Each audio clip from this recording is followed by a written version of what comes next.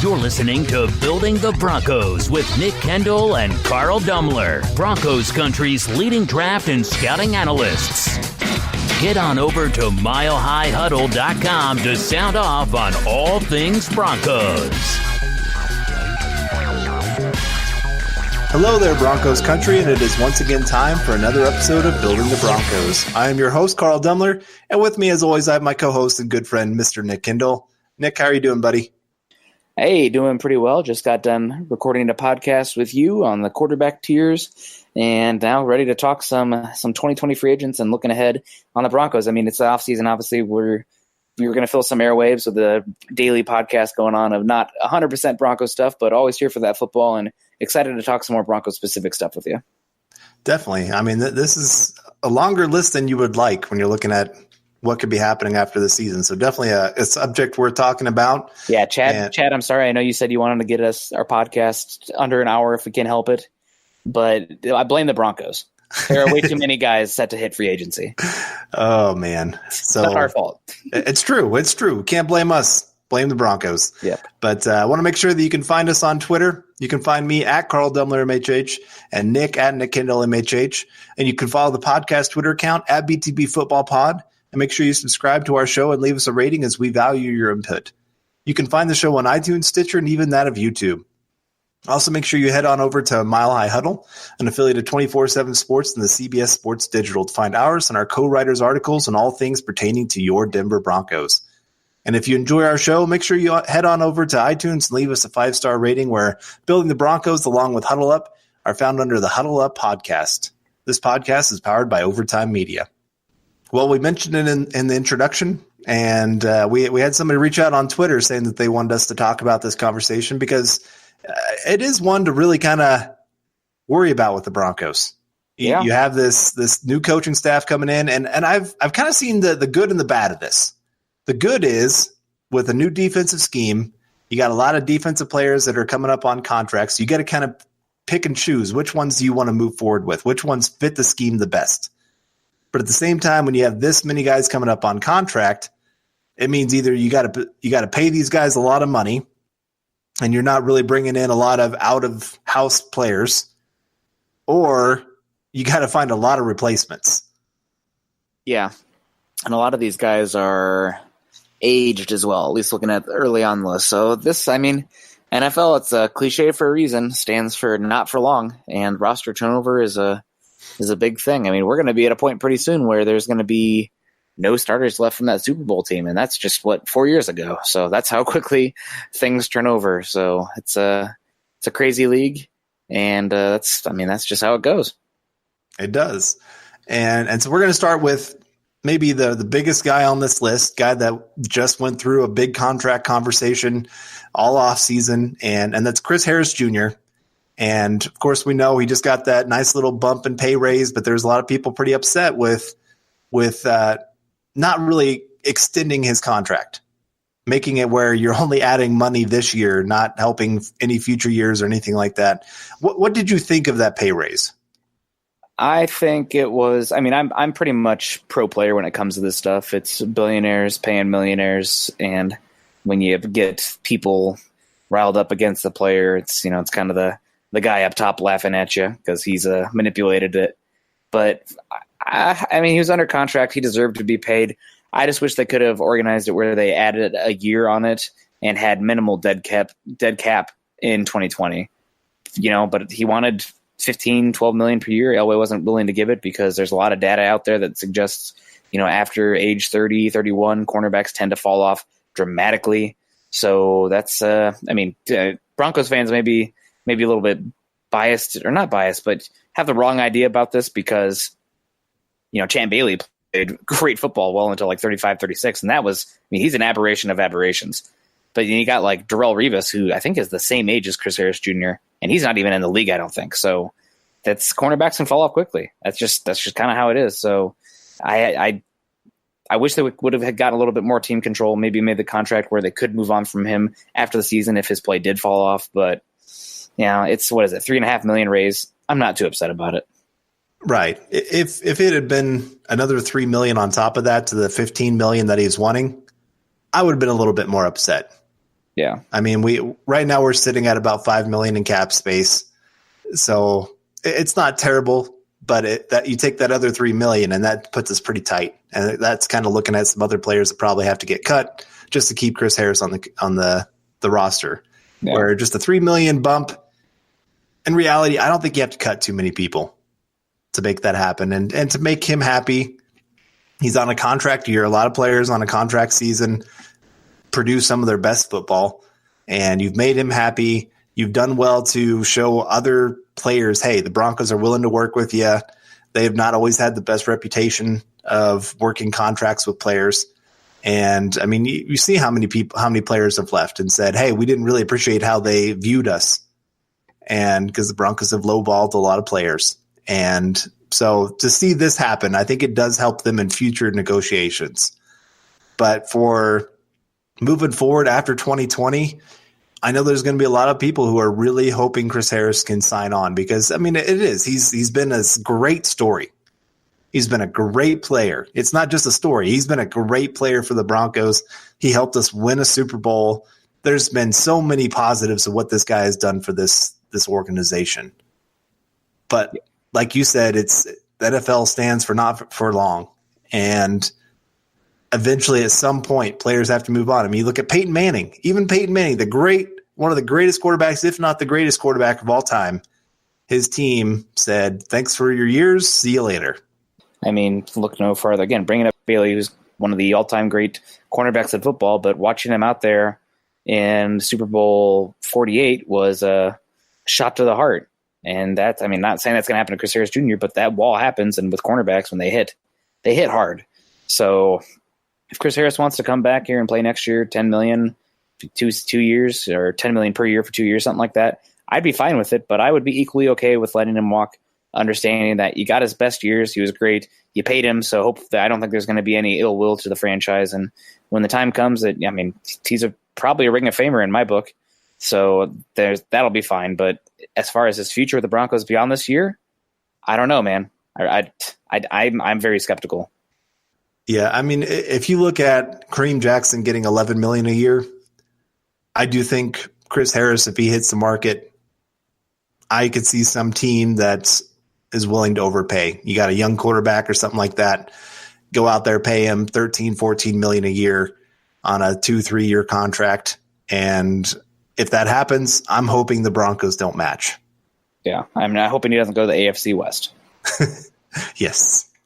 All right. What do you think about his 2020 role? Is obviously with Jackson here, Callahan, is he probably just boundary corner number one? And that, I mean, when you're going up against the Raiders, just follows around Antonio Brown kind of thing. But he'll play some slot in that regard. But I think probably primary boundary corner number one. Are you talking more this year, this season, 2019? Oh, 2019. Yes, that's what I meant. Yes. Okay. Just making sure. Yeah, I do see him more as a boundary corner for most of the season. When you have a guy like Bryce Callahan, who's mostly played in the slot for his entire NFL career, I don't really like the idea of moving him outside just so Chris Harris feels better on the inside. Yeah. Because Chris Harris is great on the outside too. Yeah. And so I kind of like the idea of teams having to look at the Broncos and say, well, we can't just stick our best receiver in the slot because, well, they got a nice slot cornerback in Bryce Callahan. We can't leave him outside because they got Chris Harris. They got Kareem Jackson. I mean, I like that they have some mixing and matching that they can do. And I do think that there's going to be some games where maybe they do play a little bit more man and say, Chris Harris, we need you to fall around the best receiver, because he's done that in the past and obviously had a lot of success. I do worry a little bit. One receiver that has had a lot of success against him is on the Raiders. I mean, we saw against Pittsburgh that one year, I think he gave up 2 touchdowns to Antonio Brown, right? Yeah. Yep. That was his worst game I can ever remember. Yeah. So I do want to – I'm hoping more because of the mixing in that zone coverage. It'll help with a lot of that. But I see him more as that boundary guy, playing some zone, making some more plays with ball coming at him. And I think he could have a very successful year in this system. Yeah, I wouldn't be surprised if he uses the system to his advantage and then goes and gets paid next year. And not by Denver. But, that's that's the league, and I know a lot of people will think with their hearts instead of their head, and sometimes I probably think too much with my head instead of my heart. In that regard, a little bit cold when it comes to football, it is. But I'd have no issue with him moving on if somebody outpays him $8 million, kind of like Paradis, I had no issue with him going on. But when I saw what he got contract wise, I was like, you really couldn't have brought him back. So it depends obviously what the market is, but I am guessing this is probably his last season in Denver, and always be a Bronco in my heart. I think he's gonna have a good year, but it seems like the team will probably be moving on in a new direction after the seasons, but we'll see. But speaking about moving on in a new direction, a guy that many people thought the Broncos might be without this upcoming season, coming off an Achilles injury, Emmanuel Sanders. Some rumors 2 years ago during the offseason, maybe going to be traded. Some talk with the Cowboys in that regard. This past offseason, if it wasn't for the Achilles, maybe another guy that might have been traded. Although when he was out there, he was definitely the Broncos' most important offensive weapon. As good as Philip Lindsay was, I'm going to argue this wide receiver running back stuff to my grave. So Emmanuel Sanders, final year, he signed a 3-year, $33 million contract a few years ago, and his 2020 cap hit's pretty decent, $12.937 million. So that's a good chunk of change. So Emmanuel Sanders, hopefully we see him out there week 1, 100% and good to go, because he really does round out this entire receiving group for the Broncos. Yeah, I'm hoping they'll get him back. It sounds like he's going to be pretty close to being ready to at least do some work on the field during training camp. Doesn't sound like they're doing too much with him during mandatory minicamp going on right now. But it just, again, that age thing comes into play. Yeah, You're always looking to replace those aging players. And as great as Sanders has been with the Broncos, there have been some struggles along the way. I mean, he's had some injuries. He's had some locker room issues. There's just enough things there that you're kind of going, thanks for the years, but we're looking to get younger. And They got some young guys that I know that they really like. Obviously, Cortland Sutton, Deshaun Hamilton. Sean Winfrey, maybe. Right. We'll see what he can do this year. It sounds like he's been really pretty dynamic so far. I know it's OTAs and minicamp, but he's looked well. I even heard Langley's been looking really, really well with his switch to wide receiver, so we'll see how that goes. It's supposed to be a great wide receiver class in 2020. All those kind of things I think are just setting up where the Broncos are going to be ready to move on from Sanders. There's enough other players that they're going to probably have to be paying that I just can't see Sanders, unless he's taken a hometown discount to stay with the Broncos, that he is here in 2020. Yeah, a lot of it for me will depend on how the young wide receivers do step up this year. I mean, you got Cortland Sutton. Can he step up and be a true number one? Can Deshaun Hamilton develop into that consistent Z/slot that can move the chains? And do they actually look towards him? Does the quarterback look towards him? So it really depends on a lot of these younger guys stepping up and pushing him out. But if, I'd be fine if those guys didn't step up, because Sanders is a good, unique weapon. And obviously we'll see what he is like coming off the Achilles. But as far as, some slot ability, some Z ability, some after the catch ability, but also down the field making plays, that's stuff this offense needs that we're just projecting right now with these younger guys. So we'll see. But I think he's going to be 31 this season, 32 next season. And that's, not as much of the wall that you see with the cornerback, so to speak, but that's there for wide receiver as well. So probably a guy you just okay moving on from, depending on what the market is. Obviously, things can change. If he has a bad year, maybe the Broncos sign him to a $5 million a year, 2-year contract or something cheap. That's, hey, we like you here, but you're not a wide receiver 1 or even 2 anymore. You're kind of that wide receiver 3, but we like you in Denver. Want to stick around? Sure. But I think I'll be a little optimistic. I think he's going to have I think he'll come back and be okay this year. And so he'll look to sign on with a quote unquote contender, because I think the Broncos are going probably around 500 next year, and we'll part ways. But that's been a good signing. Honestly, what a good signing by John Elway. I don't think he gets enough credit for this one. Moving on from Decker and bringing in Sanders. Sanders complemented Demaryius Thomas even better than adding that explosiveness. That's a heck of a signing. And then the 3-year, $33 million contract extension as well. That's a heck of a deal as well. So really a good job by the Broncos there. Good job by Elway, and pretty darn good career by Emmanuel Sanders in Denver. Even if he's a shell of himself this year, pretty good overall. Feeling pretty good looking back on what he's done at Denver. Right. Well, you think about what Decker got paid. Yeah. That 5-year, $36 million contract. And, I mean, he had some great years with the Broncos, but then you bring in Emmanuel Sanders, and Sanders, I think, outplayed Decker for a lot less money. Manning, but yeah. Well, yes, he did have Manning, but so did Decker. Yeah. And Decker even had him during his great years. I mean, Sanders really only had one great year with Manning. Yeah. And so I do. I've loved what he's done with the Broncos, and he's one of my favorite players just because he is such a great route runner. The guy is always going 100% on the field. Yeah. I mean, he makes some catches that I'm just like, dude, I would have been okay with you dropping that one or just letting it go because you did not need to take that hit.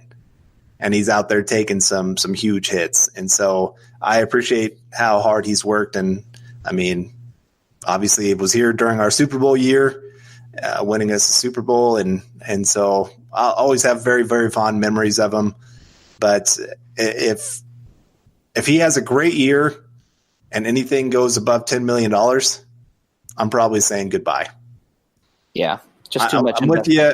Like, because we have such a young wide receiver core right now, we can't afford to bring him back.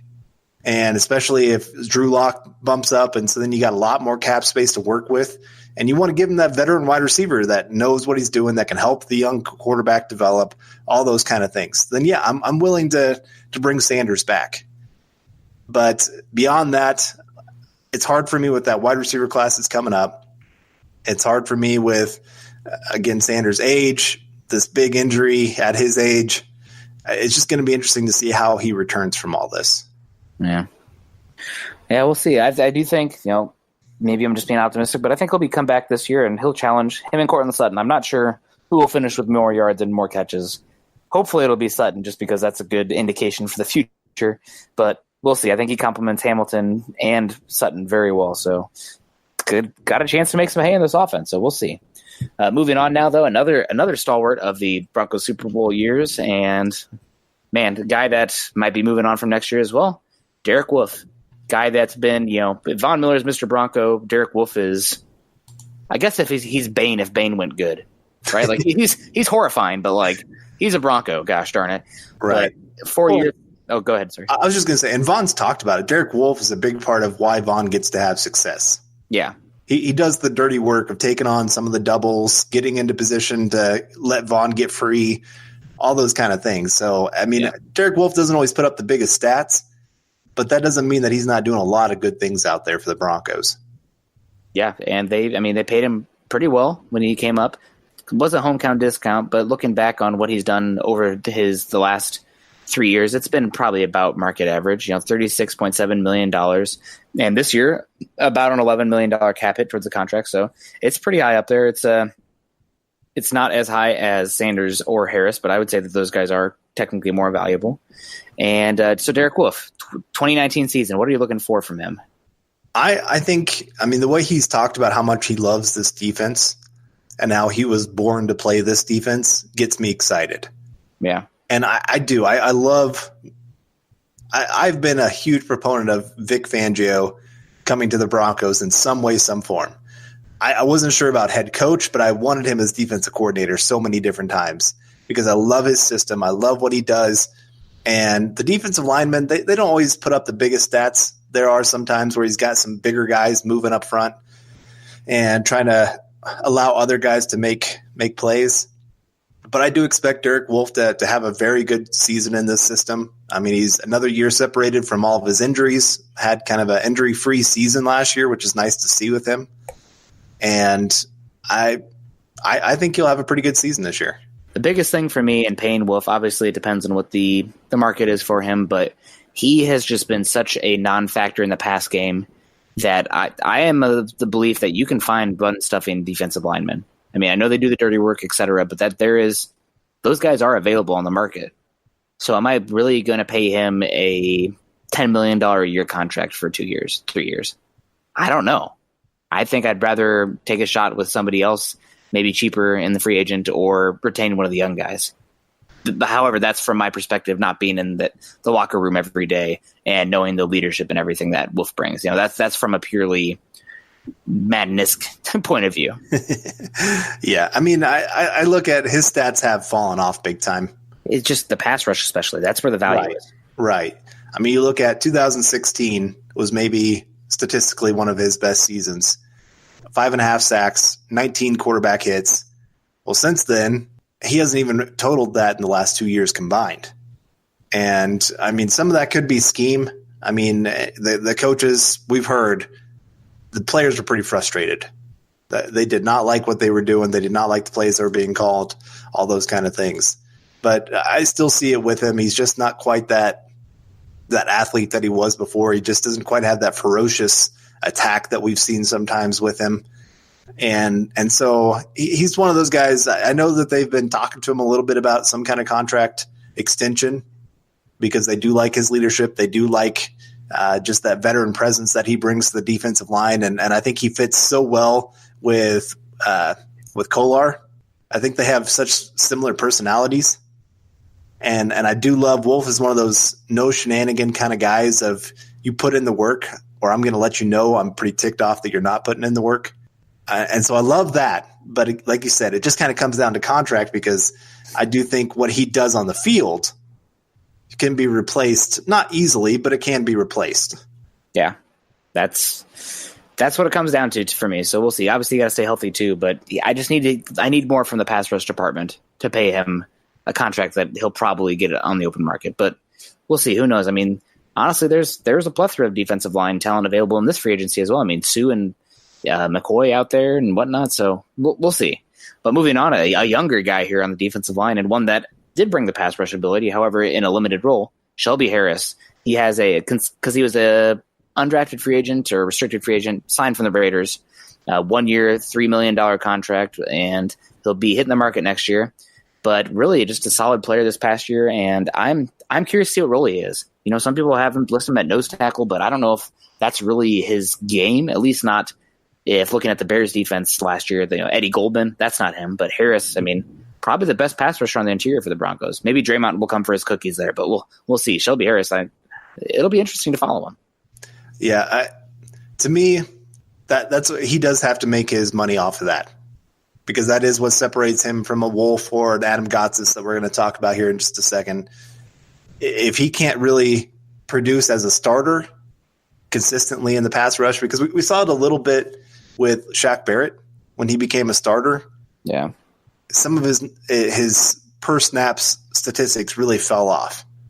He just didn't quite have that consistency where he was when he was a backup. So Shelby Harris getting more of a role this year. Can he really step up and take that next step in his game?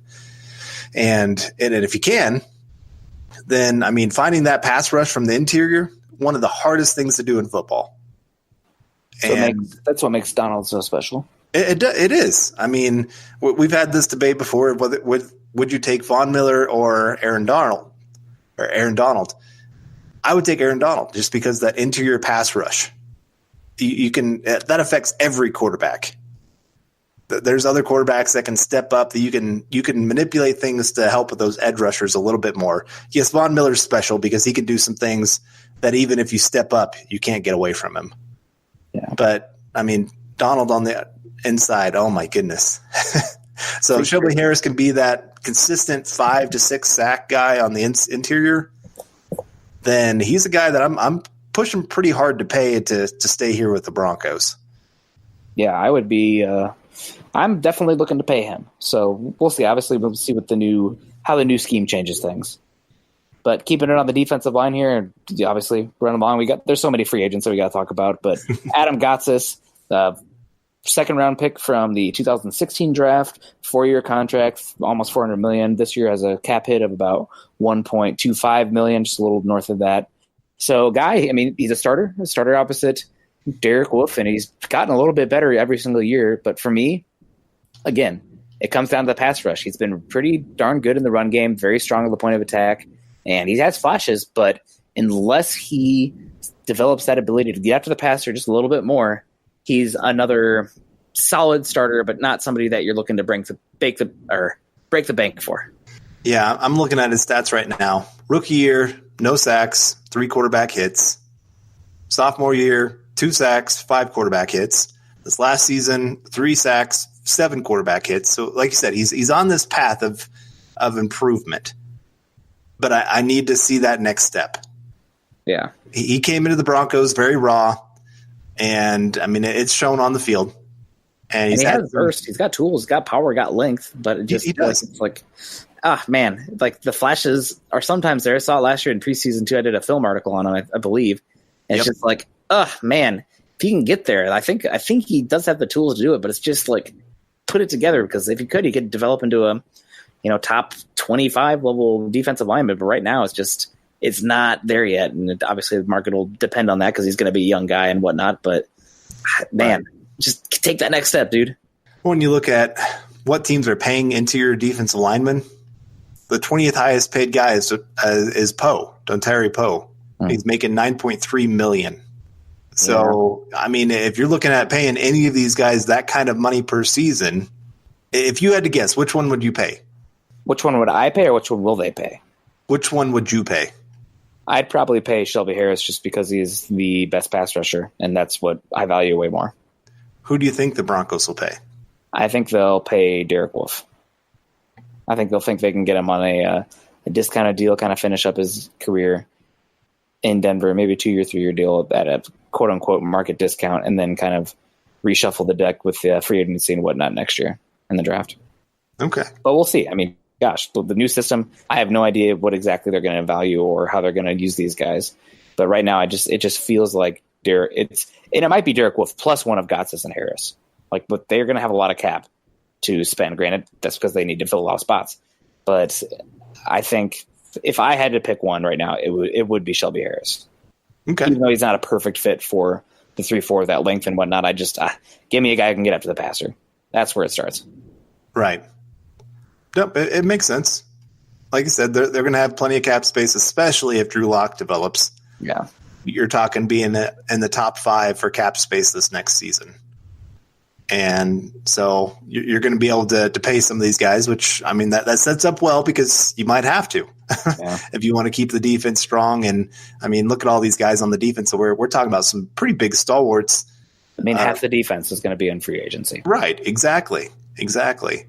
Huh. And so it's definitely important to be talking about. And so then let's switch over here a little bit to the offense just for a second before we take a break.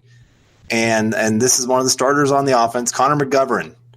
Yeah. And most likely going to be the starting center for the Broncos this year. He at least was good enough for them to feel comfortable moving on from Paradis, who didn't really take a huge contract. You already said that it was kind of disappointing that the Broncos weren't willing to match that kind of contract. Yeah. Yeah, man. Imagine if I'd feel so much better about the offensive line if we had him. But what can you do? I mean, there's probably some worries about the knees. So we'll see. Right. Or the hips. Hips, yes. Excuse me. Yes. Some sort of lower body injury. Yeah, there you go. But no, Connor McGovern, now he gets his first full year starting there at center. And he's in the 4th year of his contract, obviously, is on his rookie contract, going to be making just a little over $2 million this season. And I guess what are your expectations for him compared to, say, Paradis? Well, he has a bigger frame. He's a guy who has a little bit more power and more versatility, obviously. I mean, I don't think Paradis could play anywhere but center, where I think McGovern could play either guard spot or center. But just need to see more consistency from him there, and I'm curious to see how a more zone-heavy system is going to change things for him. Because he's a solid athlete. Sometimes the technique isn't there. Sometimes he can play a little bit upright. Not always the best with his hands placement. But Mike Munchak, man, who knows? Totally, you're adding a secret ingredient there. Right. So let's say he does play like a top 10 center. Oh, man. Is he one of those guys you're willing to say, let's get this guy in the building, keep him here? I probably would. It sounds like him and McChesney are big fans of each other. He's a hard worker. And if he can play like a top 10 center, a top 15, top 20 interior kind of guy, then heck yeah, pay him. Because, I mean, you can just pretty much give him a little boost, but transfer that Ronald Leary money over, because Leary's a guy that I'd be shocked if he's here next year. Yeah, I'm with you. And just to kind of give people an idea of what that would mean contract-wise, the 10th highest paid center is making $8.9 million. And the fifth highest actually is making $9.5 million. So it's actually pretty bunched up there when you're talking about the center position and contracts. And so it wouldn't shock me. Let's say he does go play like a top 10 center. I'm guessing he's probably making $10 million a year. That's a little high right now. I'd say probably $8 million, but we'll see what happens this season. Right. Well, I'm just talking if his play is at that kind of level. Not what he's shown so far. But if he shows as one of those top 5, top 10 centers, you're going to pay him some pretty good money. Yeah. Right now, though, to me, he's looked like a replacement level player on the interior. He's an okay starter, but he's a guy that you're okay letting walk and trying to replace. He's not a oh my gosh, we can't lose that guy kind of player right now. Right. But still young. And again, we'll see what happens with the interior offensive line and the offensive line as a whole with Mike Munchak. All right, well, we still got so many more players to get to, Carl. We should probably take a break, but we will be right back. This is the Overtime Podcast Network. All righty, and we are back on the Building the Broncos podcast covering 2020 free agents for the Broncos. Guys who are playing on their contract year coming up here. And we'll kick this – we covered some of the bigger guys, the bigger name guys beforehand, but we'll kick in a little bit more of a higher gear here. But actually, we probably should spend a little bit more time on this first one here. Justin Simmons, a guy who's set to hit free agency for the Broncos, and one that I was predicting last year to have a good season. Year 3 didn't happen so much, some struggles, not really playing the best spot, the left vulnerable positions. And the safety opposite of him was I've probably done for his career because he looked so trailed off last year. That happens with defensive backs. But Justin Simmons, year 4, going to get paid $2.2 million this year. Was a third-round pick in the 2016 draft for the Broncos. And I think he's a guy who's really going to set himself up for I think he's really set up for a good season this year with the versatility, the more zone coverage in the back end, and the more zone coverage for the Broncos in the upcoming season. He's one of those guys. If there was a system that should be made for safeties to have a lot of success, it would be this Vic Fangio system. I mean, he's made a lot of safeties look really, really good over the years. And with what Justin Simmons can do on the field, with that short area quickness that he's shown, that athleticism to just out-jump everybody, when he has his eyes forward to go make some plays, I expect that he could have a really big year. But we said that last year too. And he had his struggles. He had his times where he was out of position. And so I do want to see a little bit of what does he look like here in training camp, getting down the system, getting down the language, and being in the right place. Because, like I said, he just really, really struggled with that last year. But he has probably the opportunity more than any other player that we've talked about to go and get himself paid some major money. Yeah, he's versatile and has a chance to really a guy who can thrive in this defense. I do wonder if they're going to ask him and Kareem Jackson and Parks to kind of make up for the lack of athleticism at the second level of the defense. Right now, again, still we're not really sure about Todd Davis or Josie Jewell and the speed and that coverage ability they have at that second level. But I think he's got a chance to have a really good season, and he's one that I wouldn't be – I've always been a Justin Simmons fan, though, so that might matter. But he's one I wouldn't be shocked if, he's a decent priority for the Broncos next season. And because they didn't land Adrian Amos, they have a chance to go pay him. I mean, maybe they'd even use the money that many people wanted to use on Chris Harris to retain the younger talent, the guy who's entering his prime in Justin Simmons. So we'll see. But I'm very excited to see him this upcoming season. And I will say safety is a little bit cheaper than cornerback. Yeah, rightfully so. So that's nice for the Broncos. And the 10th highest paid safety is only making $8.5 million this year. Yeah, that sounds about right. But again, that's if a good season. Right. And I mean, I do look, like I said, last year for the Bears, Eddie Jackson. He was a guy that you absolutely loved in the draft and was not surprised that he fell because he did have that broken leg, but just thought he was very underrated by teams. Last year, 2 forced fumbles, fumble recoveries, 6 interceptions, 2 touchdowns, 15 passes defensed. I mean, this was a guy out there making a ton of plays.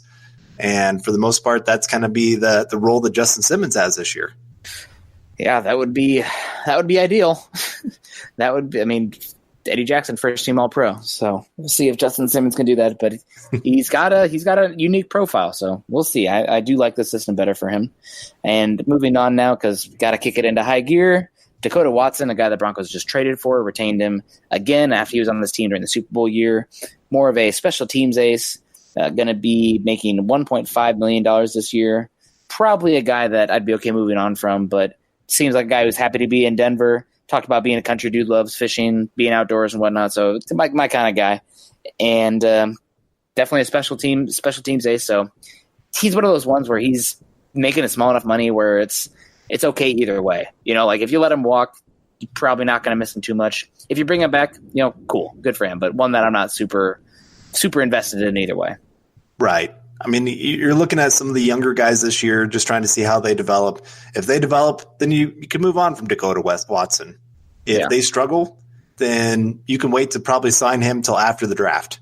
Yep. He's not a guy that's going to be a high priority on a lot of teams' free agency looks and everything. So I think you could probably say, okay, let's wait till after the draft, then we'll give you a call, see where we're at. Yep. And now sprinkled in here with another guy, younger guy that feels like there's a little bit of disconnect between some of the media and fan perception of him and the coach, although recently there was some talk about him from the coaching staff, some praise. But that's Will Parks, making $2 million this year, just over $2 million coming up on the last year of his deal this upcoming season. And I'm curious to see how he's going to be used this season. What do you think his role is going to be? He's one of the harder players to project. Yeah. Because, I mean, Kareem Jackson has played a ton of safety for the Broncos so far in OTAs. It sounds like they're getting a little bit more comfortable with Will Parks and moving Kareem Jackson more to that cornerback role. And maybe that's because he's been playing a little bit better and making the coaches a little bit more of a believer in him. Because like what you and I have talked about, he had some great plays last year. He's just got to do it on a more consistent basis. And so if he can show that here in minicamp and make them have to pay attention to him, then his role will increase. But if not, then they have a suitable player to come in there, and Kareem Jackson and some of the other young safeties that they've brought in. I mean, it's a position that it's very clustered right now. Yeah. I just don't know who's going to – that's one of those positions other than Justin Simmons. I don't know who else is going to emerge. I think Will Parks will be on the team. But how big of a role, I really, really do not know. I hope it's going to be a big role because if you can have Kareem Jackson play more of that cornerback role, it just adds all the more in our depth of the secondary. Yeah, I can't disagree. I think right now, from my understanding of it, is that Parks is not on the field in base packages, but with how much nickel, dime, sub packages that you see in defenses today in the NFL, combating all the wide receiver looks, that Parks is going to be out there as a starting safety when the Broncos have 5-6 defensive backs out there. So then you see Kareem Jackson coming down. But I also think there's going to be times when you see Parks and Simmons coming down and kind of playing nickel or, kind of that overhang defender where you kind of have some 3-3-5 looks, 4-2-5 looks. So it'll be interesting to see his usage. But right now it looks like he's the 5th defensive back. But given how many times in a game you're going to be in a sub package, a 5th defensive back is a starter in my book. So it'll be unique to see him and Simmons back there, both entering their contract year, and they might be guys playing against each other for some future money. Different kind of players, but interesting to follow that dynamic going forward this season. But I think right now I'd put my money on Simmons being the more versatile guy, the guy with more ball turnover, ball production ability, but not sleeping on Parks. We'll see. He's a guy that definitely need to keep an eye on and see how they use him because, he does have some – I think he played that kind of star role for the Arizona Wildcats when he was still playing college ball. So kind of a unique player, and that versatility in the back end, that's what makes the Fangio defense go, really. This disguising coverages and having guys who can do a lot of different things in the back end. So that's something that I think Parks can do well. So need to see a little bit more fluidity in that back end, the deep parts of the field, but definitely going to help him there. All right, another guy entering the final year of his contract. Pretty much we're just hitting the 2016 draft at this point. Devontae Booker, 4th-round pick, going to make $2.733 million, or made $2.733 million on his contract. This year, he's going to be making about $8.15 million. Maybe I had the Will Parks number wrong. It doesn't matter. Going to be making a little less than $1 million this year. And right now, running back 3. But I think this offense is going to give him a chance to look better. I mean, last year his yards per carry was up over 5, I believe, and looked pretty solid, but in a limited role. But you can do much worse as a running back 3. I know some people don't like Devontae Booker because, drafted, looked pretty bad as a starter behind one of the worst Broncos offensive lines there in that 2016 season. But a solid player. Am I looking to bring him back? Probably not. You know how my stance is on running backs. If he's cheap, then I'd look into it. But probably last season for him. But solid player. Probably use him as I can this season, especially in the pass game. Yeah, I mean, he does a lot more for this team than people realize. Being that third down back, the guy that can actually be trusted to know what he's doing blocking, know who he's supposed to be blocking, all those kind of things. I'm not saying that Lindsey and Freeman can't learn that, but they were rookies last year. There were times that they really struggled with that, and it really disrupted the offensive flow. And so having a veteran like Devontae Booker that feels comfortable in what he's doing, knows his position, knows his role, can be that third down guy, and he is the most natural receiver there's not many more running backs that I would say is a more natural receiver than him. He does well route running. He has natural hands. So being a third down running back, you could do a lot worse than Devontae Booker right now.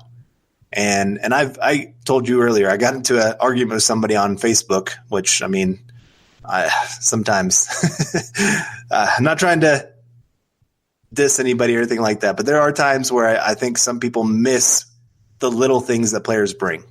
And Devontae Booker is one of those guys that does the little things.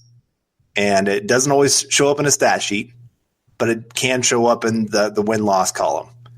And so having a guy like him this season, it's worth it. Next season, probably not. It depends on the contract. It does. All these guys, it depends on contract. Yeah, but like super cheap. Running back, pretty much take the exact same deal. Like I'm not looking to pay you anything more than you made this year. Right. I'm with you on that. And then that brings us to another running back, and Andy Janovich. Fullback, I guess, but of the running back group. And every year we talk about this. What is the role of the fullback? Is it enough to justify keeping a guy like this on the roster? Now, he does bring a lot of special teams role, and he's a hard hitter, hard blocker, kind of that tone setter. I am interested to see what he can do in this offensive system, because I know the 49ers last year really loved that they had their fullback. But they have the best fullback in the league by far. So, I went back and looked at some of the numbers of the Falcons, and, they didn't hardly use the fullback. So, my phone wants me to talk about the Falcons. Yeah, that's something to note. When you have a guy like Kyle Juszczyk, use him. But Andy Janovich is not Kyle Juszczyk. He's a good fullback, don't get me wrong, but, I think that context matters. People look at the 49ers and wow, look how much they use the fullback.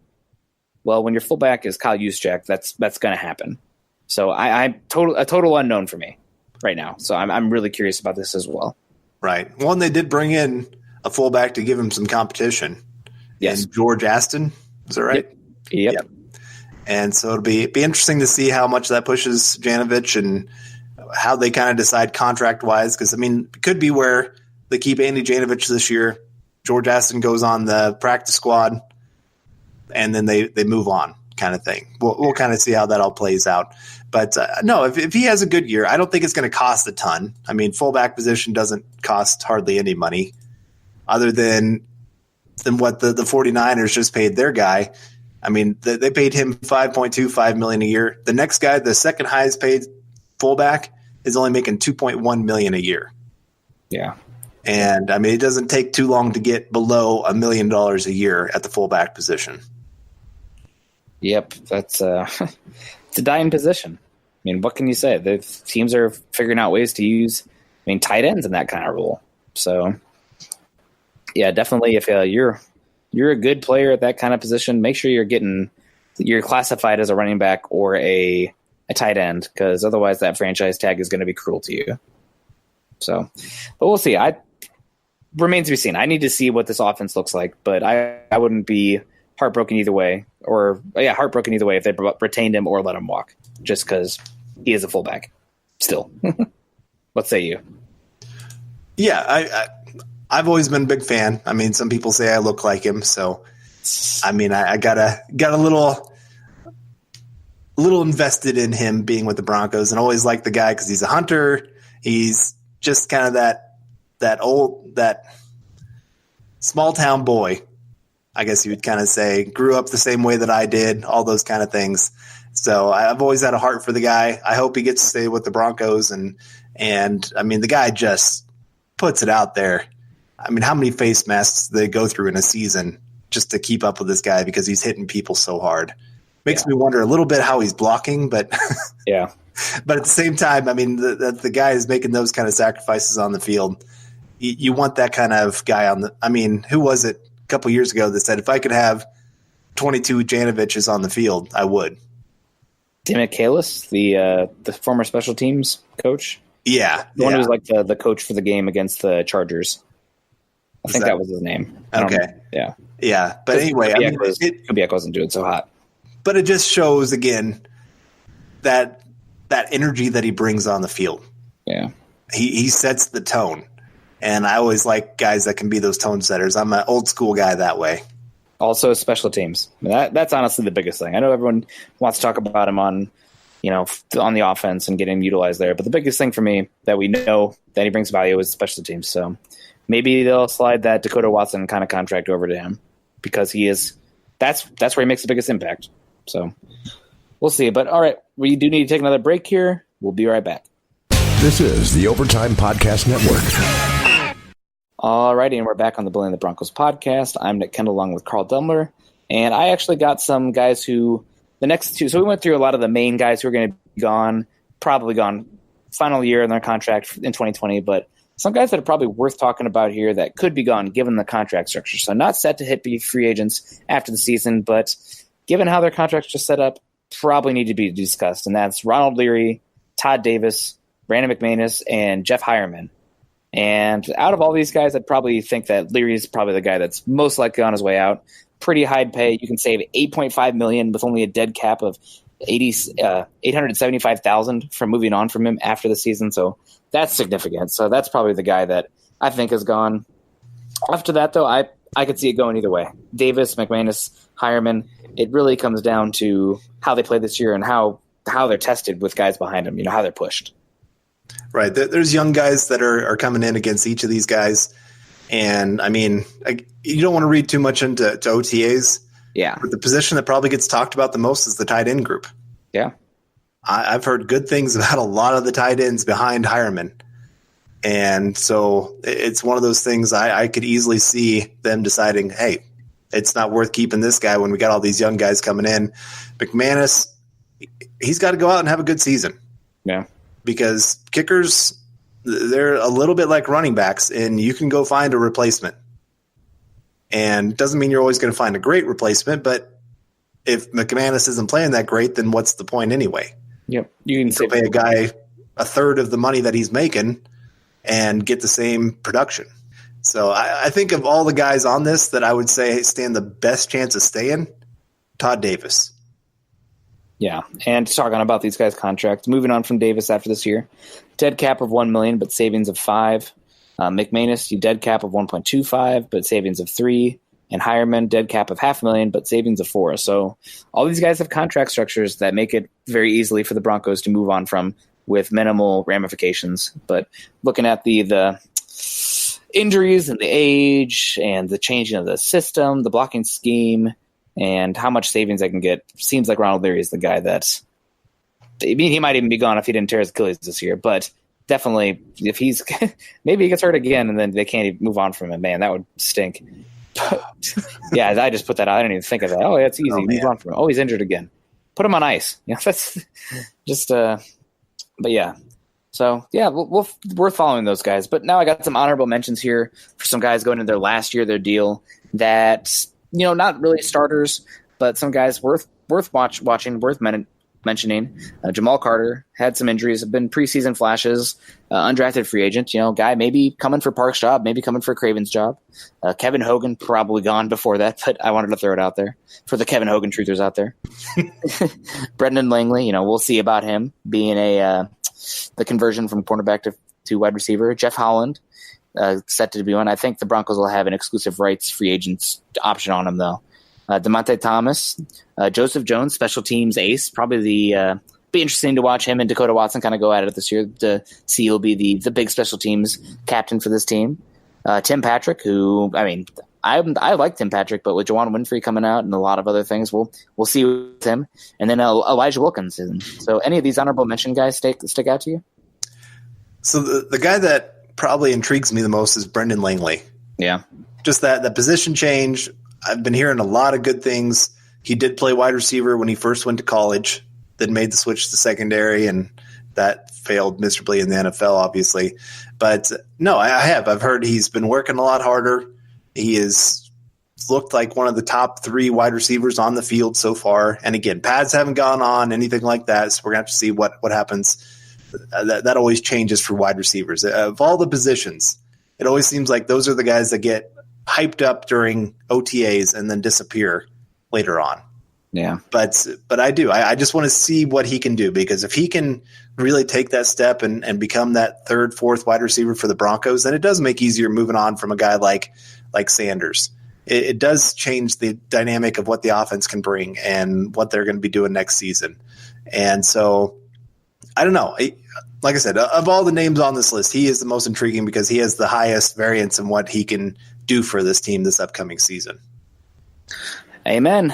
All right. Well, for Chad's sake, so he doesn't get mad at me, we should probably wrap this up. And that's going to wrap up today's episode of Building the Broncos, powered by Overtime Media. You can find Carl on Twitter at Carl Dumler MHH and myself at Nick Kendell MHH. Also, make sure you head on over to Mile High Huddle, an affiliate of 24/7 Sports and CBS Sports Digital, to find more content covering the Denver Broncos. Head on over to iTunes and leave us a 5-star rating and a comment, as your support can help us continue to bring you our Denver Bronco deep dives. You can follow the Building the Broncos podcast and all our other great audio content by subscribing to the Huddle Up podcast wherever you listen to your shows. You can follow us on Twitter at Mile High Huddle and at BTB Football Pod. For Carl, I'm Nick, wrapping up another episode of the Building the Broncos podcast. We hope you guys enjoyed it, and we will see you again soon. Go Broncos. You've been listening to Building the Broncos. Join Broncos Country's deep divers at milehighhuddle.com to keep the conversation going.